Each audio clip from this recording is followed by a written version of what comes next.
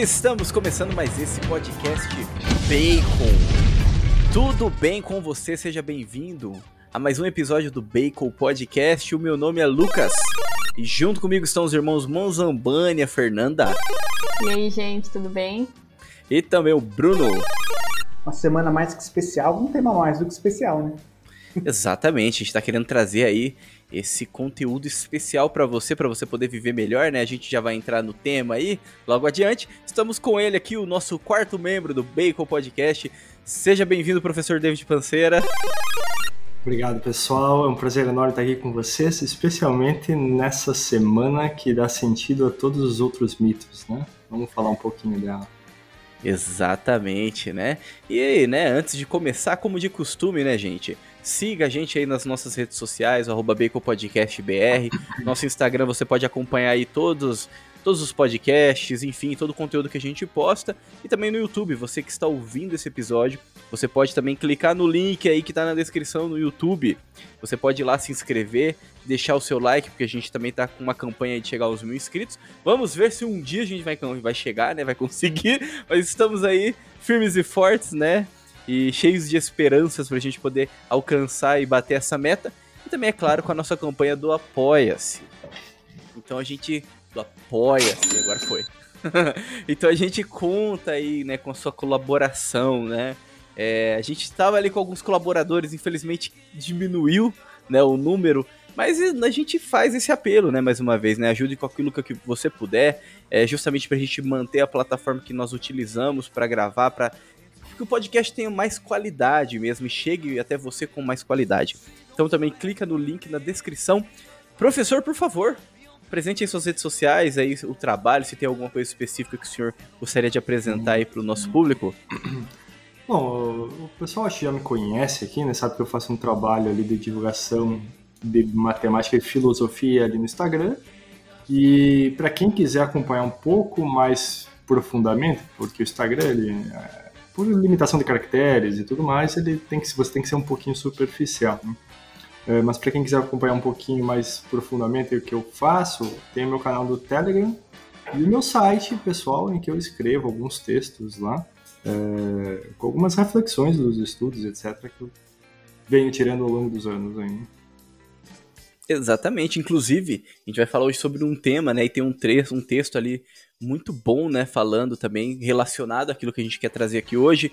A gente vai deixar o link também na descrição para facilitar o acesso. Então é isso, né? Ótimo. Se tiver mais algo aí, professor, pode falar. Não. Por enquanto é isso. Eu tô pra abrir um canal no YouTube, mas vamos com calma. Na verdade, eu tenho um canal no YouTube, só que lá só tem uma piada contada num dialeto italiano pela minha avó. Então só tem isso lá. Muito bom. Eu vou deixar o link também na descrição aí, se a gente conseguir encontrar. Não, é bem fácil. Maravilha então. Então acredito que é isso, né? Sem mais delongas, então vamos entrar no tema. Vamos então, né, trazer a seriedade que esse tema tanto merece e a profundidade também, né? Muito bem, meus caros nerds conservadores dessa terra de Santa Cruz. Acompanhe então mais esse episódio do Bacon Podcast.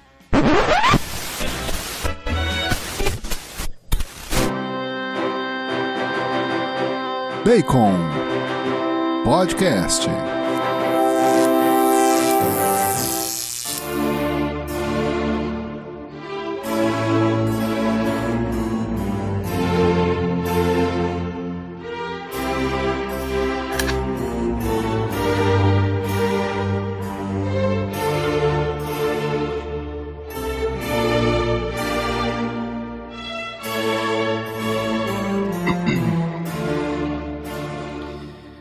Muito bem, estamos entrando então, né, nesse que é o podcast 90. Esqueci de falar lá no começo, mas chegamos aí na marca dos 90. Logo vamos chegar no episódio 100 também. Então esse episódio também é especial, também por aquilo que a gente conseguiu alcançar aqui com o Bacon, né? Nunca imaginei que ia chegar até aqui, né? Eu acredito que o Bruno e a Fernanda também não. Mas conseguimos chegar, né? E é claro, com todo o carinho aí dos nossos ouvintes, né? A gente tem muito a agradecer, né? E também para nós, né? Antes de mais nada, é uma alegria, né? Poder gravar, poder trazer esse conteúdo. Eu acho que mais do que os ouvintes, a gente que se diverte, né? A gente que aprende, a gente que é aluno aqui, né? E é claro, também estamos aí com um convidado mega especial que sempre está com a gente, aí, acompanhando a gente aí já tem um bom tempo já, né? Já faz um breve... tempo, já faz um tempo. Acho, não já... sei se já faz um ano, talvez. Provavelmente. E agora o Bacon, em agosto, a gente completa aí 3 anos também, né? Eu acredito que até lá a gente já bateu a marca do 100. Vamos fazer um episódio bem especial também sobre isso.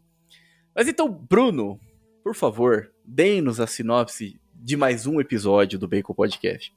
Pois é, contagem regressiva aí pro 100, então, né? Putz, nem tinha reparado fazer isso tudo que a gente tava aqui falando. Logo no primeiro eu falei, quem que vai gostar disso aí, meu? E aí nós estamos aqui no 90 já. Tem uma galera que tá gostando, por incrível que pareça.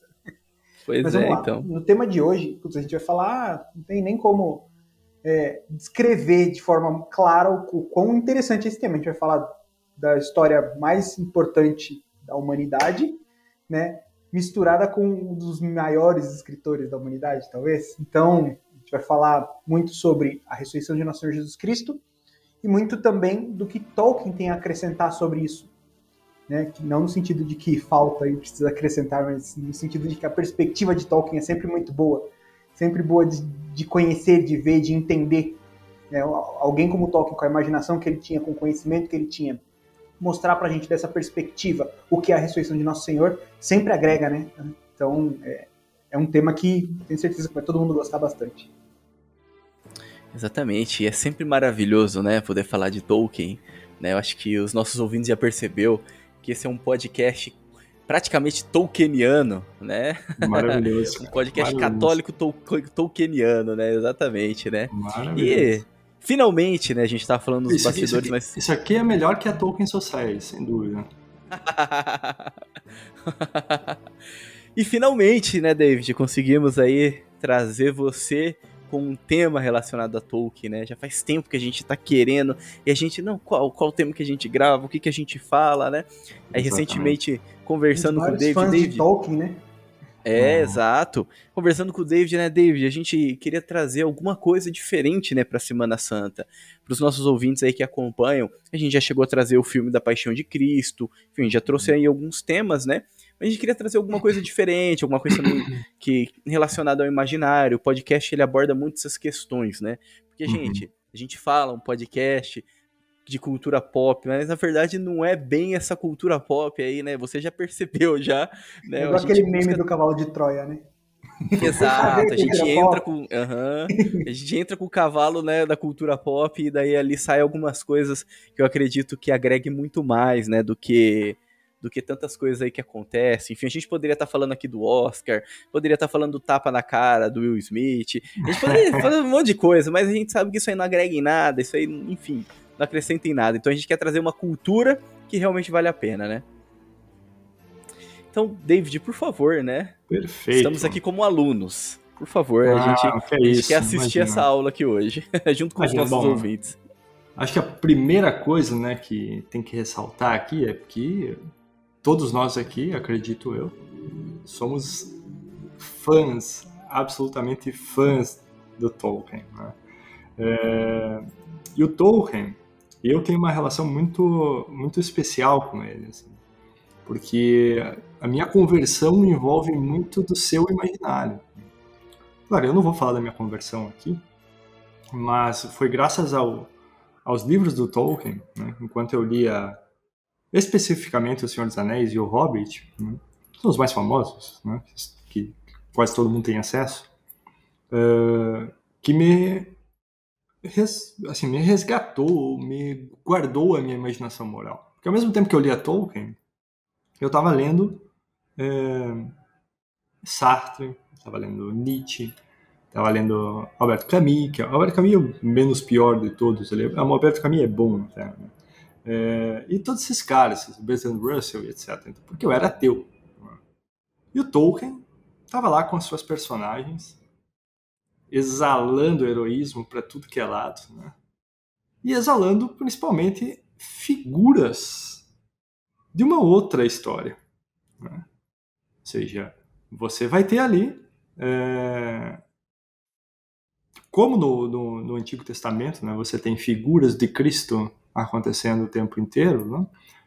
Por exemplo, o sacrifício de Isaac, né, que é uma figura do sacrifício na cruz, e por aí vai. Ou o próprio Jonas, né, que Cristo faz referência também. Na obra de Tolkien, você está cheio disso. Né? E, bom, aconteceu a minha conversão, e anos depois, né, de ter lido O Senhor dos Anéis, e aí eu fui investigar um pouco mais acerca do Tolkien, né, especificamente, e o porquê que aquilo lá me marcou tanto, né, marcou tanto o meu imaginário e me resguardou na imaginação moral, né, digamos assim. E aí eu cheguei nas Letters of J.R.R. Tolkien, né, as cartas de Tolkien. Não sei se vocês já leram esse livro aí ou não. Não. Esse livro é um conjunto de cartas que o Tolkien trocou com amigos dele de Oxford, né? Com seus filhos. Tem umas cartas muito bonitas para os seus filhos que ele escreveu lá, que assim, cada carta ela dá uma tese de doutorado, basicamente. Porque se você abrir, esmiuçar e ir atrás de como ele formou aquilo e tudo mais, vai dar uma tese de doutorado, sem brincadeira, assim. E tem várias cartas acerca da sua própria obra e de como que ele buscou, né, o imaginário para a sua própria obra. É ali, por exemplo, que ele declara que O Senhor dos Anéis é uma obra profundamente cristã e que especificamente católica. Né? E aí, poxa, você vai investigar o porquê disso e como isso. Né? Daí eu comecei toda uma maratona de pesquisa em Tolkien. Né? Tanto que, quando eu estava fazendo doutorado em matemática, eu participei de uma conferência internacional de scholars de Tolkien lá no Porto. Né? Felizmente, teve lá no Porto uma conferência em que vários autores aí especialistas em Tolkien, né, estavam lá na conferência.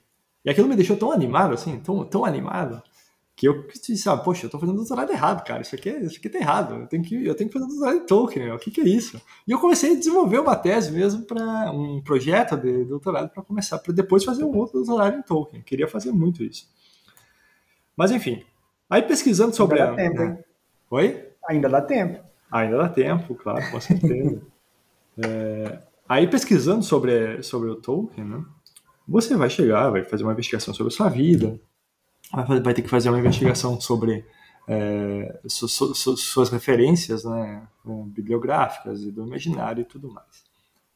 E aí uma das primeiras coisas que você chega é que ele participou em Oxford de um grupo que foi fundado pelo C.S. Lewis. Ele foi amigo muito íntimo do Lewis, né? O Lewis é o escritor das Crônicas de Nárnia. Acho que todo o público conhece, né? Até tô sendo ofensivo contra o público falando isso, mas todo mundo conhece. Né? Não, mas é bom reforçar, Só para os distraídos, só para os distraídos. Só para os distraídos, exatamente. E o Lewis fundou uma sociedade, né, que ficou chamada como The Inklings. Né? E The Inklings era um grupo de escritores dessa época de Oxford, que eles se reuniam e começavam a ler as suas obras, os seus escritos, e discutir principalmente uma espécie de filosofia do mito, de mitologia. Porque o Lewis era um especialista no medieval, né? E o Tolkien um filólogo, né? Que tinha muito interesse pelas línguas antigas, especificamente línguas medievais e por aí vai. E ele teve que passar por um estudo de mitologia também, né? De mitos e tudo mais. E aí eles se reuniam lá num pub em Oxford, chamado The Eagle and Child. Inclusive eu almocei lá, cara. Eu fui para Oxford 2 vezes, fiz questão de sentar na mesa que eles sentavam lá. Foi um negócio... Tinha uma senhora comendo lá, são parênteses aqui, né? Tinha uma senhora comendo, eu entrei nesse The Eagle and Child, né? Aí tá cheio de fotos e frases do Tolkien, do Lewis e do Owen Barfield, que era outro membro dos Inklings, né? O Charles Williams, que é outro membro, e por aí vai. Aí tava cheio de frases deles e fotos, etc. Aí tinha um canto lá meio escuro, tinha uma aglomeração de fotos e frases, né? E uma mesinha e tal. E aí eu perguntei pro barman lá na época, né? Perguntei pra ele, olha, é nessa mesa aí que... E tinha uma mulher comendo lá naquela mesinha. É nessa mesa aí que eles se reuniam? E o cara disse que sim. Cara, eu fiquei assim, abismado, né? Eu disse, não, eu tenho que Nossa. almoçar aqui, eu tenho que sentar aqui. E eu fiz questão de esperar ela sair de lá, ela acabou o almoço dela, fiquei pressionando lá com os olhos em cima dela, assim, ó, vamos comer rápido. Igual na academia, né? Quando alguém tá fazendo exercício. Exatamente. Mas aí ela saiu e eu sentei lá, né? Bom, enfim, eles se reuniam ali para discutir sobre mitologia, sobre etc. E uma característica muito especial ali, né, que resultou em vários confrontos, é que o Lewis, nessa época, ele era ateu. Não quando ele fundou o Inklings, quando ele conheceu o Tolkien, né, especificamente. Quando ele fundou o The Inklings, ele já era cristão, né, tinha se convertido. Mas na altura que ele conheceu o Tolkien, ele era ateu. E o Tolkien, profundamente católico. O Tolkien, ele veio da África para a Inglaterra, a família dele era protestante, mas a mãe dele se converteu ao catolicismo, né? E aí o Tolkien, a mãe dele faleceu muito cedo, e ele foi educado por um padre católico. E o padre, obviamente, chegou até a proibi-lo de namorar a esposa dele, né? Edith Tolkien, né? Ou a Lúthien para os íntimos aí. Ele chegou a namorar, eles moravam no mesmo aposento, né? Em que ela morava numa parte de cima, num quarto, e ele embaixo, uma coisa assim, né? E eles tinham lá, o Tolkien era apaixonado por ela, queria casar com ela e tudo mais. E o padre não deixava, porque ele tinha que passar em Oxford. Ele tinha que passar lá, ele tinha que fazer as coisas e tudo mais, estudar certinho para não deixar. E ele ficou por muito tempo afastado da Edith, mas a paixão dele por ela nunca morreu. Tanto que ele estava em Oxford e ele escreveu para ela dizendo que continuava apaixonado por ela, que queria casar com ela, e ela estava se casando com um cara. Ela ia se casar com outro cara. Naquele filme, que eu não gosto muito, Tolkien, né? Eles contam um pouquinho desse trecho aí, né? E aí ele pega um trem imediatamente, vai pra lá e convence ela a não se casar com o cara e a casar com ele. É bem legal a história. Imagina o poder de argumentação desse cara, né, pô? A gente sabe. Tá... Mas então ele era profundamente católico, né? Então ele foi educado por um padre. E quando ele chega lá em Oxford, nessa altura de debate com o Lewis, o Lewis tinha uma visão sobre mitos especialmente materialista, né? E o Tolkien é o responsável por convencer o C.S. Lewis de que o cristianismo também é um mito.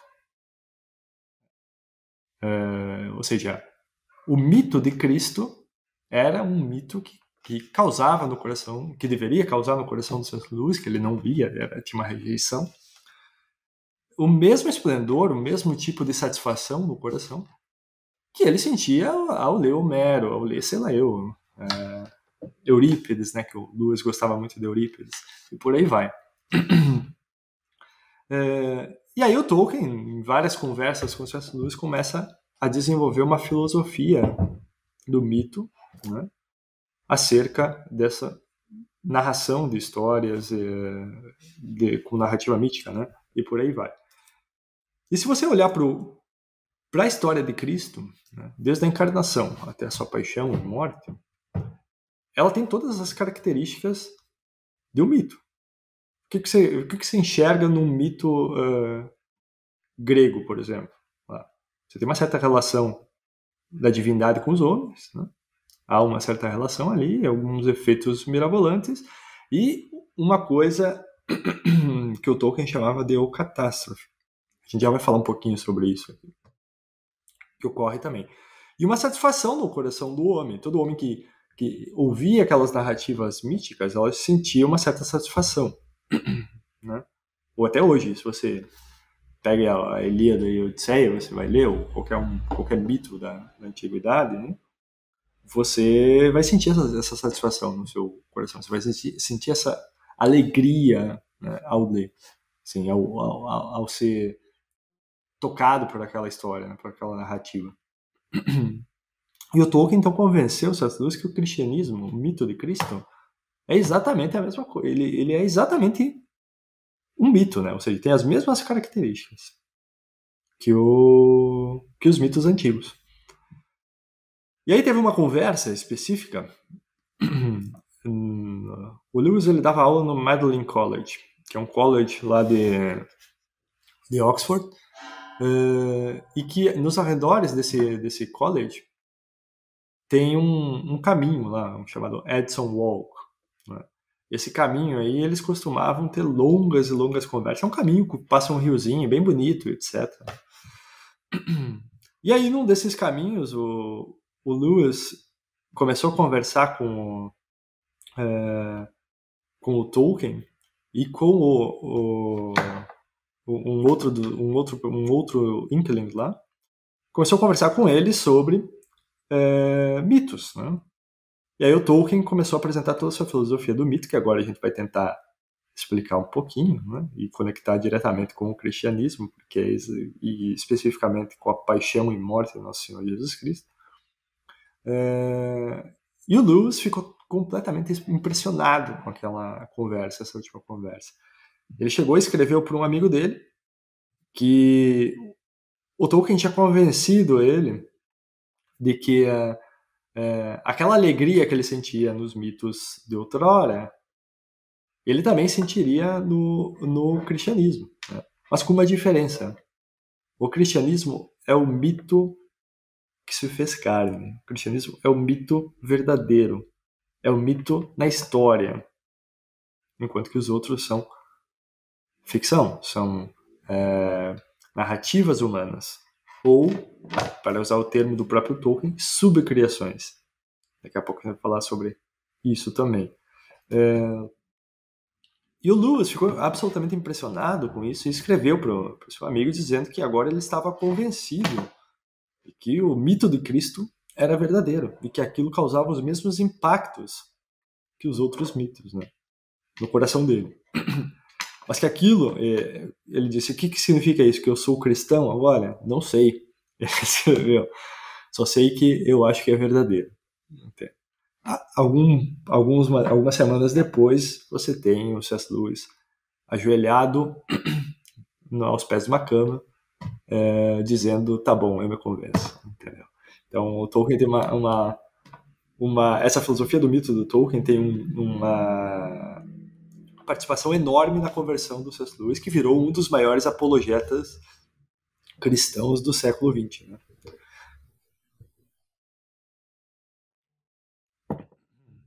Mas vamos lá, então. Primeiro, assim, né? O que acontece com o cristianismo? Vamos ver o cristianismo enquanto história e ver o que ele acontece na história, né? Ou seja, muitas pessoas rejeitam a história de Cristo, até hoje. Rejeitam e, inclusive, a comparam com esses mitos antigos, falam que é um mito e tudo mais. De fato, eles têm razão, é um mito. E a gente vai falar sobre é um mito. Mas com um mito com uma característica muito diferente dos outros mitos, né? Mas muitas pessoas também assim, dos mais diversos tipos se converteram e foram profundamente tocados por essa história. Especificamente pela história da paixão. Né? Da paixão, porque na verdade a gente não consegue desvincular a história da paixão de toda a vida de Cristo, porque toda a sua vida é um prenúncio da paixão e morte na cruz e da ressurreição no terceiro dia. Mas muitas pessoas foram absolutamente convencidas e até hoje são, né? Você tem relatos de conversão das pessoas mais brilhantes, porque são tocadas, o seu coração está completamente satisfeito com o poder absoluto desse mito, né? Ou seja, esse mito tem essa história, tem a capacidade de pegar e converter o coração do homem, de mudar de direção o coração do homem e de, melhor do que tudo, satisfazê-lo. Satisfaz o coração, preenche o coração. Então, e chega pra gente aqui como história, como narrativa. Nenhum de nós aqui viu Cristo. Nenhum de nós aqui viu um apóstolo. A gente pode ter visto, talvez, ou presenciado na nossa própria vida um milagre. Mas a história, a narrativa de Cristo, aquilo que está descrito nos evangelhos, nenhum de nós viu. Não sei que tem algum São Tomé aqui que foi lá e tocou na chaga, mas que eu não sei, né? Mas nenhum de místico nós. aí, né? Tem algum místico, tem um Padre Pio aqui. Ou que, assim, algumas pessoas do nosso tempo, elas viram a paixão, né, do Nosso Senhor, mas por pura graça. Uma visão mística mesmo, né? Por exemplo, sei lá, tem trocentos aí, né? Tem a Ana Catarina Emmerich lá, que inclusive o Mel Gibson se inspirou, a beata Ana Catarina Emmerich, né? O Mel Gibson se inspirou nos seus diários para descrever algumas cenas da Paixão de Cristo, que ela teve visões da paixão, né?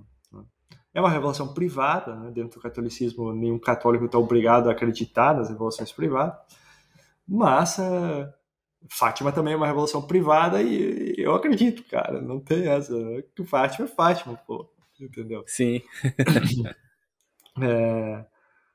Então, chega até nós a história de Cristo como uma narrativa, né? E até hoje a gente está lá todo ano, nessa semana das semanas, prestando essa homenagem e estando lá e tudo mais. Mas mais do que isso, né?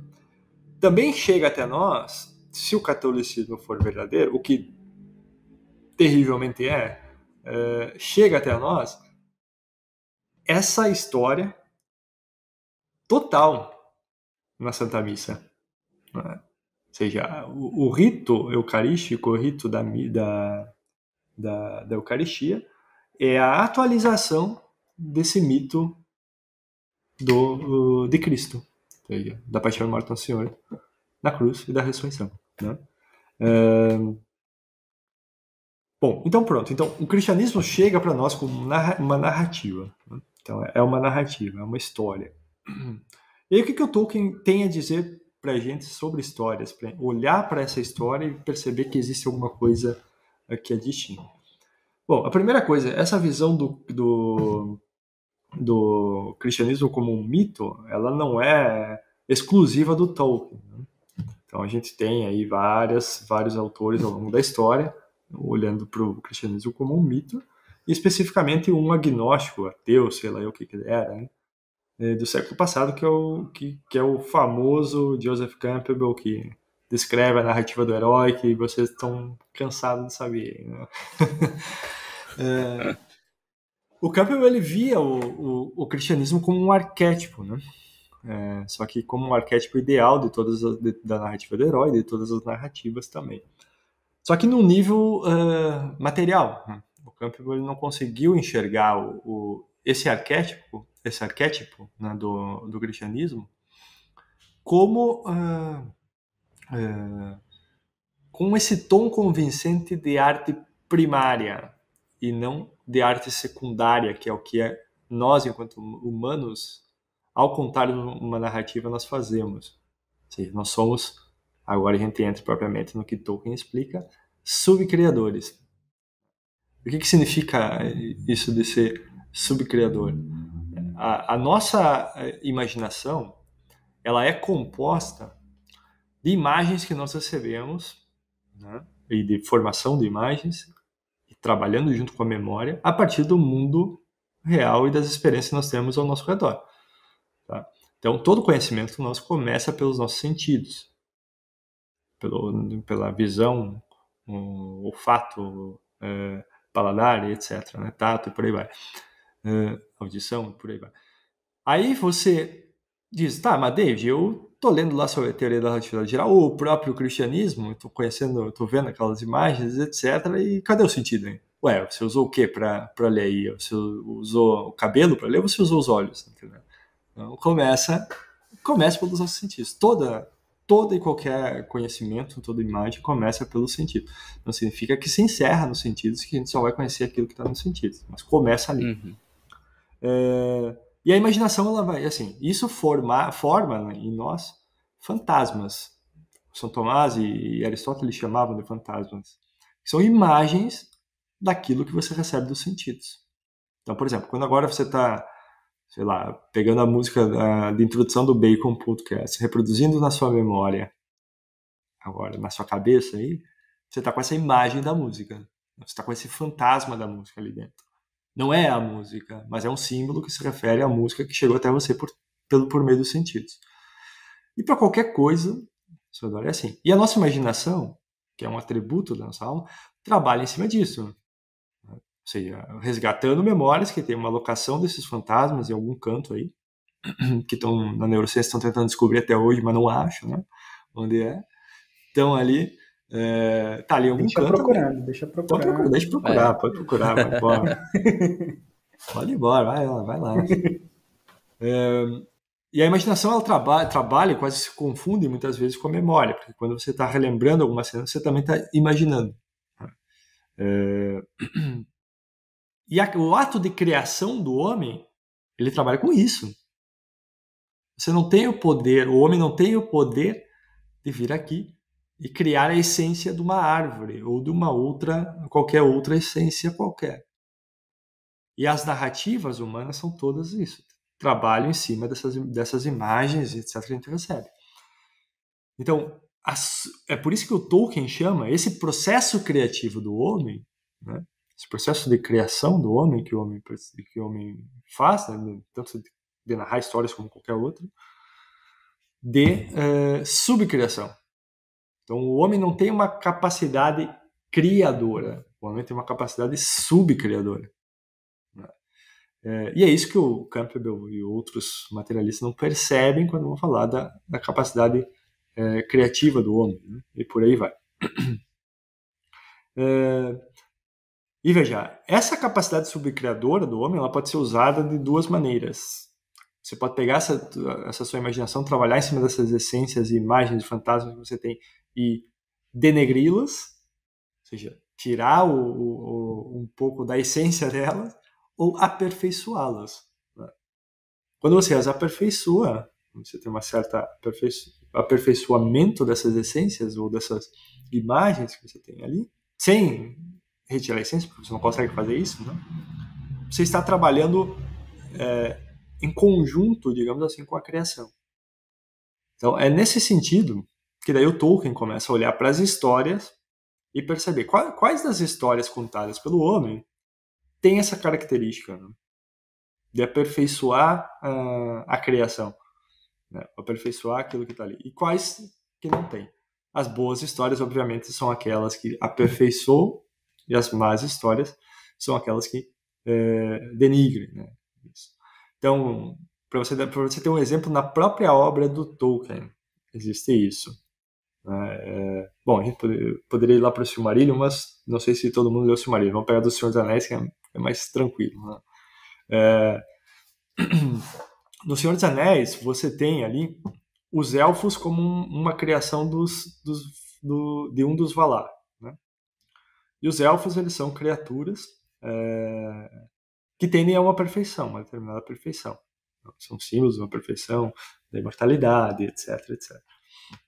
Então, os elfos são criaturas que são passadas para nós, por toda a descrição do Tolkien, como algo, a role model, né? Um modelo a ser seguido, etc. Eles são sempre com o olho no horizonte maior, sempre com aquela sabedoria quase encarnada neles, etc, etc. Né? O Elrond, por exemplo, você olha lá o cara muito sábio. Né? E, por outro lado, você tem os Uruk-hai, né? De Saruman. E qual que é a imagem que você tem na cabeça? Como que você tem na sua cabeça os Uruk-hai? Né? Eles são uma natureza denegrida. Os Uruk-hai, eles surgem de uma natureza orc, que por sua vez surge de uma natureza élfica. Né? O orc é um elfo caído, digamos assim. E os Uruk-hai são essa... O trabalho do Saruman é um trabalho de um subcriador ruim. Enquanto que o trabalho de um Valar, por exemplo, é um trabalho de um subcriador bom. Que Eru Ilúvatar, que é o deus lá da Terra-média, ele vê aquilo e ele gosta. Né? Então ali no Senhor dos Anéis você tem isso acontecendo também. O Tolkien colocou essas imagens ali que está completamente conectados com essa sua filosofia do mito. Bom, e aí tem outra característica das histórias que o Tolkien enxergava como a finalidade principal. Né? Para quem depois, assim, para quem quiser saber mais sobre isso, né, tem um livro, eu cito ali no artigo, mas tem um livro que é chamado On Fairy Stories, né, que é Sobre História de Fadas, a tradução aqui no Brasil, em que o Tolkien descreve, é um ensaio que ele fez, que são resultado de tudo isso que a gente vem falando aqui, né, dos encontros que ele teve com os Dinklage, as conversas com o C.S. Lewis, etc, etc. E é um ensaio uma apresentação acadêmica, na verdade, que virou um ensaio, que ele fez lá na Inglaterra, né? E aqui ele descreve todo esse papel da subcriação, o papel da eucatástrofe, que é o próximo passo, que ele enxerga com a finalidade de um conto de fadas, a finalidade de um mito. Ou seja, todo mito tem esse fim. E o que é a eucatástrofe? Veja, a eucatástrofe é o que o Tolkien enxerga nos mitos, que são esses mitos que satisfazem o coração do homem, são aquelas histórias que têm uma mudança repentina de eventos e que trazem uma alegria absoluta no ouvinte, né? No momento em que acontece, mesmo que momentânea. Então, por exemplo, aliás, só para também deixar claro aqui, né? Eucatástrofe, ele coloca o prefixo eu, né? Eu no meio da palavra, antes da palavra catástrofe. A palavra catástrofe todo mundo sabe o que significa, né? Eucatástrofe, o eu é um prefixo grego que significa negação da catástrofe. Então ele está falando justamente a negação da catástrofe. E quando acontece essa mudança repentina de eventos, né, o coração se enche de alegria. Então, tudo está tendendo a desmoronar na história, na narrativa. A gente pode ter momentos catastróficos na nossa própria narrativa de vida, tá? Tudo pode estar caindo, assim, é catástrofe pura. E por algum motivo do contador da história, né, que está contando a história, acontece esse evento eucatastrófico que muda repentinamente a direção dos eventos. E não é uma coisa que tem uma causalidade definida, entende? Ou seja, é meio que uma ação vertical no meio da história. Então, por exemplo, os filmes do Senhor dos Anéis, eles não retrataram isso. Tá? Esse, para mim, é uma das principais críticas ao Peter Jackson por causa disso. Porque ele não captou o que o Tolkien estava querendo passar com as águias. As águias são os principais momentos eucatastróficos da história do Senhor dos Anéis. Porque no filme do Senhor dos Anéis, o que acontece?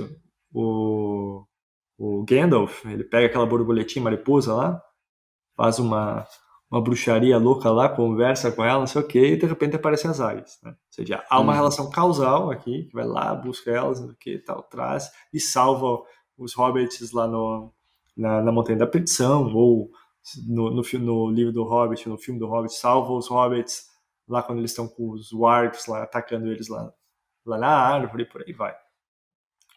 Mas nos livros não é isso que acontece, né? As águias, elas são meio que instrumentos eucatastróficos. Ele deixa isso claro nas cartas dele, tá? Não estou tirando da minha cabeça isso, não é nada disso, isso é o próprio Tolkien falando. Claro, mas você pode deduzir de toda essa filosofia do mito que isso tinha que acontecer ali. Então é meio que dando sentido às palavras do Gandalf, né? Quando eles estão em Moria e que o Gandalf dá a entender que existem mais forças atuando no mundo para além do visível, né? Que os hobbits conseguissem ver. Eles dão a entender, esses momentos eucatastróficos no Senhor dos Anéis e na história, dão a entender exatamente essa ação da divindade, ou seja, a ação da providência acontecendo. E que tem uma mudança repentina dos eventos e a alegria acontece, né? Você muda aquela situação de catástrofe, em que a ruína é a principal coisa. E, aliás, se você olhar para o Senhor dos Anéis como um todo, né, a própria ação do Gollum é meio catastrófica lá no fim. Porque todo o Senhor dos Anéis, a perspectiva de todas as personagens é da ruína. Não tem chance. O que a gente está fazendo aqui não tem chance. Vamos lá levar esse anel lá, mas acabou, não tem chance. Não tem chance, já perdeu, a gente já está na ruína completa. Mas, pela providência, por ações providenciais, a gente tem essa mudança repentina de evento. E agora, o Tolkien via, então, as narrativas, as boas narrativas, são as narrativas que apresentam esses momentos catastróficos. Então, especificamente contos de fadas, né, e mitos. Quando eu falo contos de fadas aqui, não é especificamente só Chapeuzinho Vermelho, coisa do tipo. Né? Inclusive, ele desce a linha no Chapeuzinho Vermelho no ensaio. Uhum.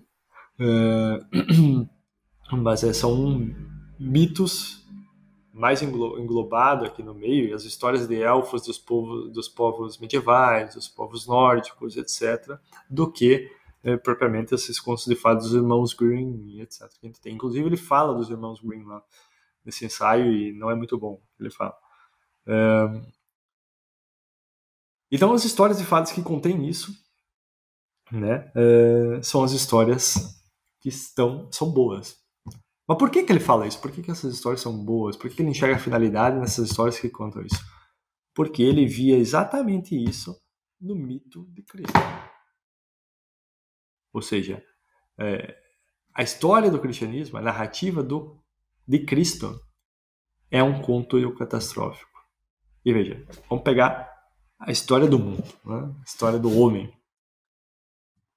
O homem, a partir da queda, é só ruína, é só catástrofe. Cai no paraíso e é só catástrofe. Descida em queda livre, né? Para a escuridão vira total. abaixo, vem dilúvio, e só piora, né? Só catástrofe, só catástrofe.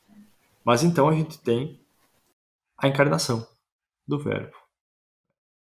E a encarnação do verbo, o que ela representa aqui? Ela representa esse momento eucatastrófico na narrativa da história, com H maiúsculo. A encarnação do verbo é justamente a eucatástrofe da história do homem. E era exatamente isso que ele via. Tolkien via assim.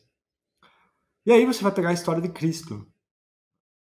O que é a história de Cristo? Também os momentos e os eventos são todos catastróficos a partir de um determinado momento. Depois da vida pública de Nosso Senhor, aos 33 anos, ele começa lá a prenunciar a sua paixão e morte, né, na cruz. E aquilo ali é uma catástrofe total. Os apóstolos fogem todos, com exceção de São João, mas todos se mandam, se debandeiam. Pedro nega, aliás, é uma das...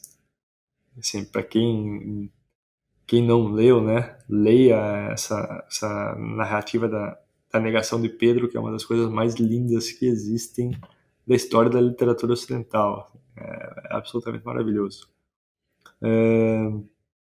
Como ele desanda a chorar, né, a ciência do que ele fez no momento em que ele percebe o galo cantando e ele cai em desespero, como a narrativa conta pra gente, né, por ter negado ao seu Senhor. Né?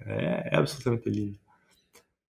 Então tudo aquilo ali está num momento de catástrofe. Né? Você pega ali aquele que veio e deu a esperança que eles abandonaram tudo para seguir, está lá sendo vilipendiado, está lá sendo açoitado, né? com uma coroa de espinhos, carregando uma cruz pesada, caindo por 3 vezes, sendo crucificado, uma cruz com uma das piores mortes possíveis, humilhado por todo o povo. Então, e aquilo que eles viram como a grande esperança e a salvação, como era anunciado, né, pelas profecias, e que os apóstolos, seus seguidores, viam como a grande salvação, de repente cai por terra tudo, né, cara? Então é pura catástrofe que está acontecendo ali. O lamento de Nossa Senhora, muito bem retratado nas pietás que nós temos ao redor do mundo aí, né? Especificamente de Michelangelo, que é belíssimo, né? Então você tem tudo isso acontecendo, catástrofe pura. E qual que é o catástrofe da história da paixão? É o domingo que nos espera, né? A ressurreição de Nossa Senhora. Ou seja, se você pegar a narrativa dos evangelhos, você consegue quase cheirar, assim, para ser sinestésico mesmo, você consegue quase cheirar a euforia daqueles apóstolos ao ouvir que o seu Senhor tinha ressuscitado. Pois é. Você consegue quase cheirar aquilo, cara. Assim, os caras estão absolutamente emocionados, né? E tudo bem, você pode, bom, mas tem São Tomé lá, São Tomé não queria acreditar, eu tava na catástrofe, não conseguia ver essa finalidade, essa catástrofe acontecendo, né? Deve ser melancólico. Deve ser melancólico, sei lá. Não, deve ser um cara que acredita na ciência, né? Aí o São Tomé vai lá e toca nas chagas do Nosso Senhor, né? Na verdade, o Evangelho não diz que ele toca especificamente, mas ele vai em direção às chagas, né? Toca-me aqui. E a profissão de fé é uma das mais bonitas, né, que um apóstolo já fez. Meu Senhor e meu Deus. Ao ver aquela chaga e perceber que a catástrofe ocorreu. Então, a ressurreição de Cristo, que a gente espera agora no domingo e comemora todo ano, é justamente a eucatástrofe da história da paixão.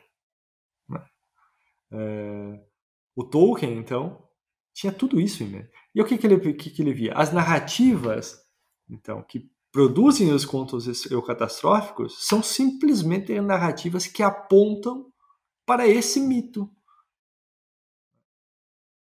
São narrativas que apontam para esse mito. O coração nosso fica preenchido porque é um reflexo daquilo que é, daquela história que é a própria satisfação do desejo.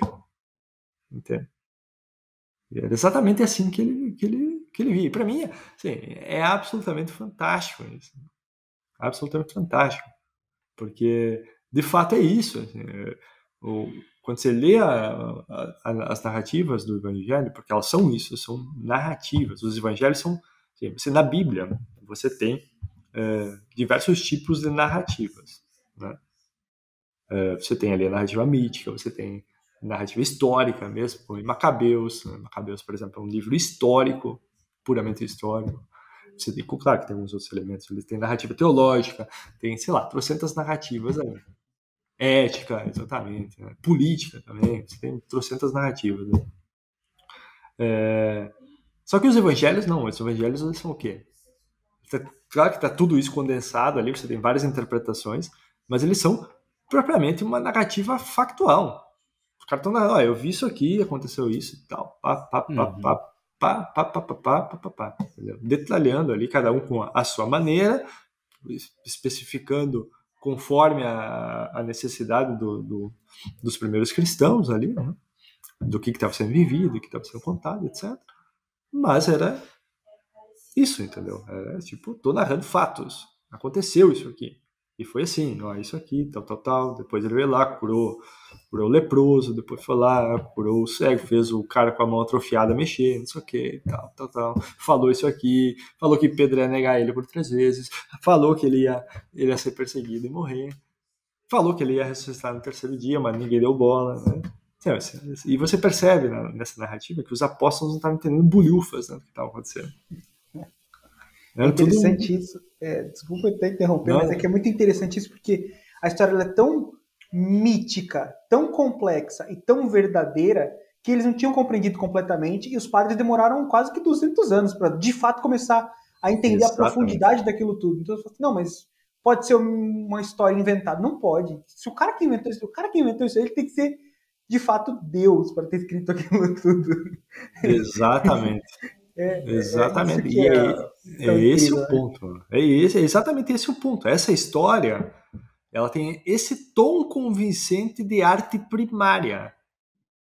Não de arte secundária, entendeu? De arte subcriadora, mas de arte criadora. Um padre aqui da nossa paróquia, ele já não é mais nosso pároco, mas ele costumava falar todo domingo de Páscoa assim, que com certeza o relato da ressurreição era verdadeiro. Porque se fosse falso, as histórias iam ser mais parecidas. Porque quando mente, o povo combina a história. E é exatamente o fato de ter. E era um detalhe. Porque assim, a história é a mesma, mas cada evangelho ele conta de um detalhe diferente, uma coisa diferente. Assim, e essa é a maior prova de que a história é verdadeira. Sim. Porque se você lê um evangelho e o outro não tá exatamente igual. Então isso mostra a profundidade e a verdade da história, né? Sempre me chamou muita atenção. Exatamente. Você tem ali 2 anjos lá na tumba vazia, 1 anjo, 3 anjos, etc. Porque a pessoa que viveu, ela tava tão eufórica que ela não lembra exatamente, ela conta o jeito que dá, entendeu? Exatamente. Né? E tem outros fatos, né, também, assim, para você entender a veracidade nessa narrativa, né? Por exemplo, você tem ali a descrição de que os apóstolos, e isso, na verdade, você tem outras, não é só nos evangelhos, você tem vários documentos históricos comprovando a perseguição dos primeiros cristãos. Eles estavam sendo perseguidos, os caras estavam morrendo. Entendeu? Eu não vi ninguém morrer por causa canta, ó Deus, a ira de Aquiles, entendeu? Não vi ninguém. Não existe isso na história. Sei lá, pode ter um cabra lá, não sei o quê, mas não tem os primeiros cristãos como os primeiros cristãos, entendeu? Os caras estavam sendo perseguidos. Os apóstolos estavam trancafiados. O que os evangelhos falam pra gente? Os apóstolos estavam trancafiados quando Nossa Senhora aparece para eles. Estavam trancafiados a 4 portas, porque estavam com medo. Entendeu? Estavam com medo. O mundo deles tinha literalmente acabado. Tinha acabado, era pura catástrofe. Entendeu? Era pura catástrofe. Se você não tem um momento catastrófico, não tem o porquê eles continuarem aquela história. Não tem porquê dar continuidade. E depois ainda, os caras que vêm depois, que são ouvem apenas a narrativa, ouvem o poder, que é o nosso caso. Nós ainda somos uma geração bem adiante, né? Os caras lá depois da morte de Cristo, quando os apóstolos começaram a evangelizar, né? Serem apóstolos de fato, pescadores de homens, eles não viram Cristo, né? Eles performaram milagres, claro. Os Atos dos Apóstolos já falam que eles, por exemplo, São Pedro caminhando lá no meio da multidão, as pessoas eram curadas por estarem próximas da sua sombra, né? Ou seja, os milagres são um sinal vivo, né, da história, né, digamos assim. Eles performaram, óbvio, milagres aconteceram, mas eles ouviram a história, a narrativa. Inclusive, né, aliás, isso é um ponto muito importante acerca do protestantismo, né? A compilação dessas histórias, dessa narrativa, ela veio séculos depois, né? É só por volta do século 13 e 4, que começam a compilar essas narrativas e colocar e determinar o que hoje a gente chama de cânon bíblico, né? Que conta aquelas histórias, etc. Tal. Então, foi só por tradição oral e por narrativa mesmo, oral, né, que as pessoas ouviram falar dessa história e se convertiam e estavam sendo perseguidas. Entendeu? Constantino, o imperador romano, veio se converter só no século 4, 5, cara. Entendeu? Tipo, o cara se converteu muito depois. Você teve 4 séculos de perseguição por uma história que era falsa, que não tinha esse tom convincente de arte primária. Você tem 4 séculos de conversão por causa do Homem-Aranha, de perseguição e de medo por causa do Homem-Aranha, os caras, mas nem pensar, entendeu? Nem pensar. É porque existe esse tom convincente de arte primária. Essa coisa, esse poder mítico de uma narrativa mítica, que, aliás, outra característica dos mitos, né, eles mudarem um povo, né? A Grécia de Platão e Aristóteles, ela era formada pela narrativa mítica de Homero. Entendeu? Os modelos que o povo grego vivia eram os modelos de Homero. E o Evangelho, na história de Cristo, também tem esse poder mítico, né, que transformou o povo e transforma a nossa civilização até hoje, né? Aliás, construiu a civilização ocidental. Poxa, basta ler o livro do Thomas Woods lá, né? Como a Igreja Católica construiu a civilização ocidental, para você perceber isso, ou, sei lá, tem 300 livros aí, pega a história da Igreja do Daniel Hobbes, né? Para perceber esse tipo de coisa acontecendo. Então, só para dar um exemplo, né? Você lê hoje Platão e Aristóteles, né? Agradeça os monges beneditinos, cara. Entendeu? Porque os caras estavam lá copiando à mão quando o Império estava na ruína. Ou seja, os monges beneditinos, a igreja, nesse período de catástrofe, era a catástrofe. Aliás, A igreja vai ser a catástrofe na história, em todo momento de queda e todo momento de catástrofe, a igreja vai continuar sendo a catástrofe. Que ela é uma extensão do próprio Cristo. Né? É uma extensão do próprio Cristo. Que é sempre a nossa catástrofe. É sempre a nossa catástrofe. Exatamente. Isso que os beneditinos estavam lá copiando a mão, enquanto os bárbaros estavam lá bebendo sangue em crânio, entendeu? Lá no Império Romano. Tudo ruindo, estátuas e templos, etc., tudo em queda. E os caras estavam lá copiando a mão. Né? Platão e Aristóteles chegaram a você. Também por causa disso, não só isso, né? Claro, mas a cultura romana, grega, etc. O Aristóteles, na verdade, foi reintroduzido no mundo árabe, no mundo medieval, a partir dos árabes, que também mantiveram lá e fizeram bastante comentários acerca dele. Mas os beneditinos estavam lá resgatando a cultura. Né? Inclusive tem um livro hoje do Rod Dreher, não sei se vocês já leram, Opção Beneditina. Sim, muito bom. É um da capa bem escura, assim, né? Eu não sei como é que tá a capa aqui no Brasil dele. Eu comprei um aqui no Brasil com a capa muito feia, assim, nem lembro direito como é, porque era muito feia. É uma capa bem, assim, bem medonha. Tipo... Medonha? É um tipo... deixa eu ver se eu encontro aqui. Opção Beneditina. Opção Beneditina, The Benedict Option.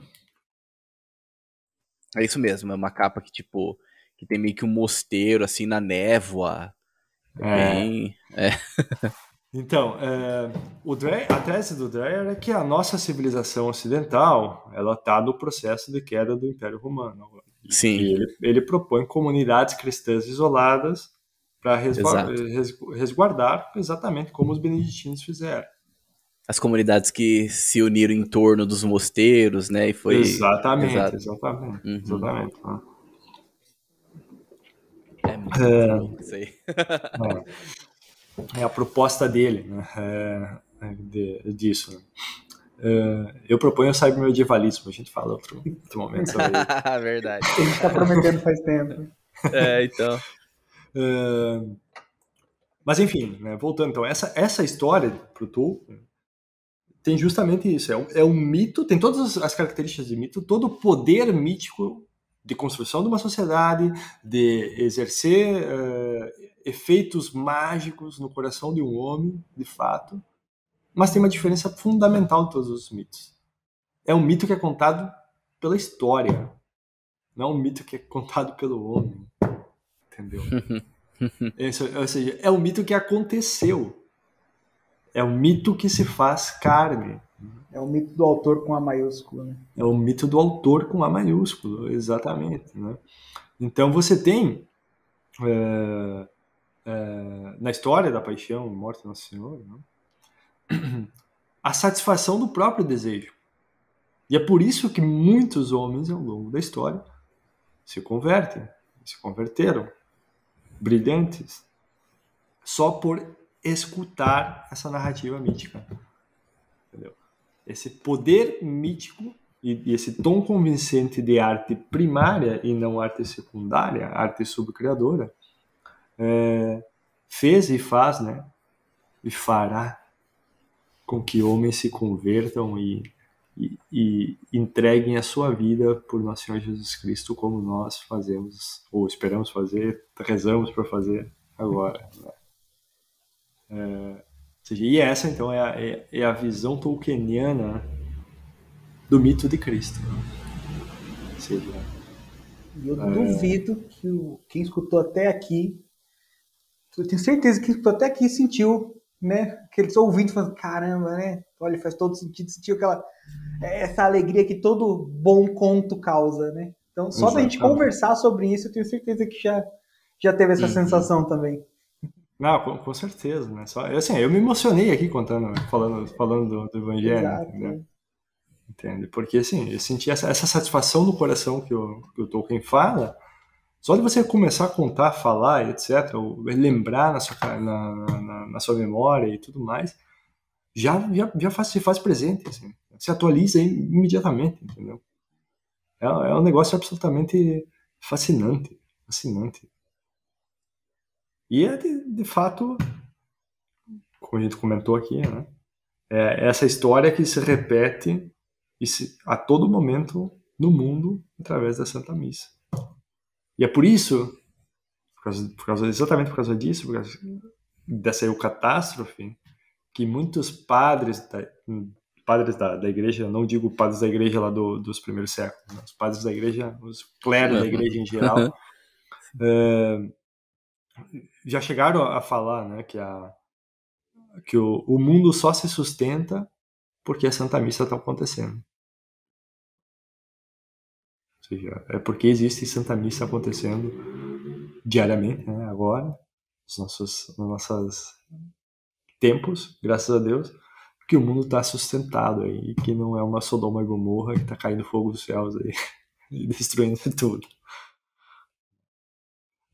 Mas enfim, então essa é a visão tolkieniana desse mito, ou seja, esse mito que tem esse tom convincente de arte primária, contada pela história. Deus conta o seu mito pela história. Nós contamos pelas palavras, narrativas, etc. Deus contou o seu mito pela história e no qual toda boa história aponta. Né? Isso o próprio catecismo fala. Então você vê que o Tolkien, ele é anterior ao catecismo da Igreja, o amarelo, e está descrito praticamente da mesma forma, né? De que Deus contou a história, né? Do sentido literal das Sagradas Escrituras, está descrito dessa forma no catecismo. Então a gente vê que essa é uma das facetas geniais do Tolkien, né? Foi um grande linguista, foi um grande escritor, soube descrever muito bem personagens, só que ter essa visão, né, da eucatástrofe, né, do mito de Cristo, entender isso, né, o quanto isso simboliza, o quanto isso está presente, o quanto isso tem que fazer parte das histórias, porque uma boa história sempre vai apontar para o autor com A maiúsculo, né, que a arte, de forma geral, tem que apontar para Deus, né, para que faça sentido plenamente. Então, ele entender isso e ele conseguir transmitir isso tão bem, acho que foi uma das grandes genialidades dele, né? Com certeza. E mais do que isso, né? Agora você vai ler O Senhor dos Anéis e olhar para O Senhor dos Anéis com outros olhos. Né? Depois de você saber toda essa teoria do mito de Tolkien, você vai ver o Senhor dos Anéis permeado dela. Assim, é alto relevo, entendeu? Acontecendo o tempo inteiro. Verdade. E é interessante que com isso o Tolkien, ele meio que a arte dele faz parte da criação exatamente por isso, porque ele louva a Deus, né, através da sua obra, através da sua arte. A obra de Tolkien nos ajuda a entender o mistério de Cristo, a entender o mistério da nossa salvação, né? E nos ajuda a entender essa eucatástrofe, né? Que, inclusive, é bem interessante pensar na questão da nossa realidade, né? Então, a gente citou lá atrás, falando da questão de que, muitas vezes, a nossa vida, ela vive vários momentos de eucatástrofe, onde tudo tende a dar errado, mas no final as coisas acabam dando certo. E essa é a verdadeira esperança cristã, né? Então eu gosto, tem uma frase que eu gosto demais, que é aquela frase de Nossa Senhora de Fátima: no fim, meu imaculado coração triunfará. Toda vez que está tudo dando errado, eu penso, não, mas no fim, o imaculado coração de Nossa Senhora vai triunfar, vai dar tudo certo. Não importa quantas coisas ao nosso redor pareçam que estão dando errado, no final tudo vai dar certo, porque na verdade já deu, porque Cristo já ressuscitou. Então, assim, ele já venceu o que tinha de mais difícil para vencer. Ele venceu a morte. Quando ocorreu o silêncio, aquele silêncio mortal depois da morte de Jesus, onde os discípulos, os apóstolos ficaram, assim, eu imagino que eles ficaram desesperados, né? Porque, pelo menos, assim, toda vez que eu leio o relato bíblico da paixão, para mim é assim, meu Deus, acabou a esperança. Eu não consigo não ter esse sentimento quando eu ouço, quando eu leio o relato, quando eu medito sobre isso. E aí, para mim, é muito, muito bonito toda essa dinâmica da Semana Santa, porque a sexta-feira, para mim, é sempre sofrida. Então, você passa na capela e tá lá o sacrário aberto, não tem Jesus.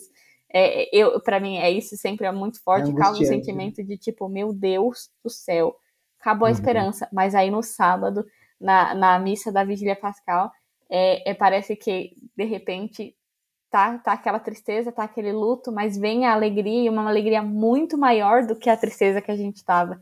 E eu imagino que também esse foi o certo sentimento dos apóstolos, né? Então, eu falo que essa é a maior alegria, a maior vitória que a gente pode ter na vida. A gente, por pior que as coisas estejam ao nosso redor, se a gente lembrar desse mistério, se a gente lembrar disso, a gente sabe que existe esperança, porque Cristo já venceu a morte, né? Sim.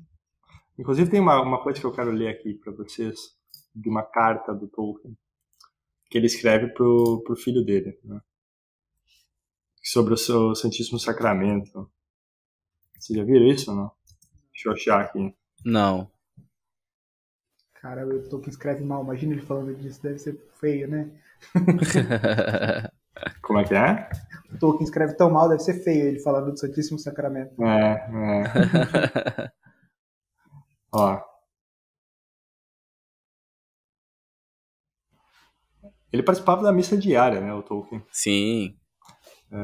Se Inclusive, confessava sempre também. Se confessava com muita frequência e ele não gostou da tradução pro vernáculo da Santa Missa. Ele rezava em latim lá, em voz alta, sempre. Tolkien é based, cara. Totalmente. Deixa eu ver aqui, peraí, deixa eu achar aqui.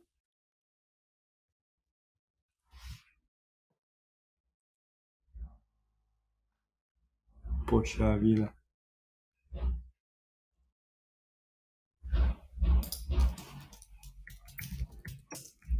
É uma coisa muito bonita que ele escreveu pro filho dele, que ele estava falando sobre casamento e sobre o amor humano, né? E aí ele escreveu essa carta. Assim, nessas cartas aí, como eu falei, vocês vão achar cada coisa assim maravilhosa, bonita demais. A carta sobre o casamento que tem lá, assim, é absurdo, né? Muito bonita.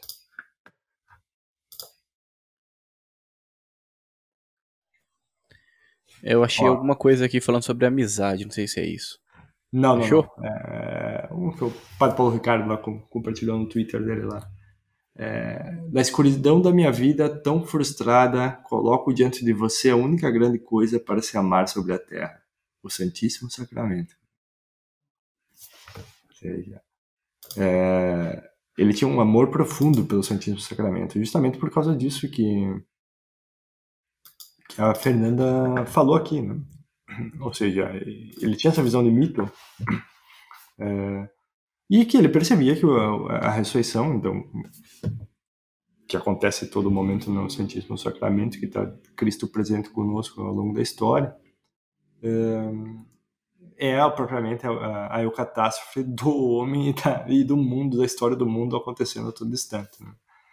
Então, ele sabia profundamente sobre isso. Aliás, inclusive, outra coisa, em outra carta, ele escreve lá sobre esses momentos de catástrofe, né, que a Fernanda comentou, que está tudo caindo e que, no fim, o Imaculado Coração Nossa Senhora triunfará.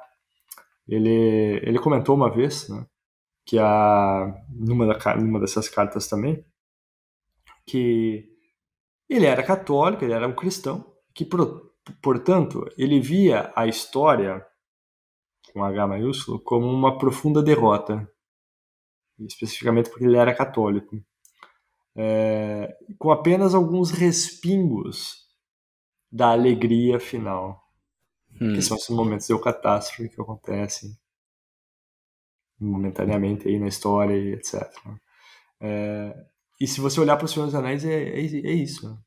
Entendeu? A obra do Tolkien é isso. É exatamente isso. Então, ele tá transpondo a principal coisa da sua vida, que é o catolicismo. É só isso. Não é uma alegoria, claro, não é isso que está acontecendo. Inclusive, ele detestava a alegoria, brigou com o C.S. Lewis por causa disso. Mas está permeada de catolicismo. O Senhor dos Anéis é uma obra profundamente católica.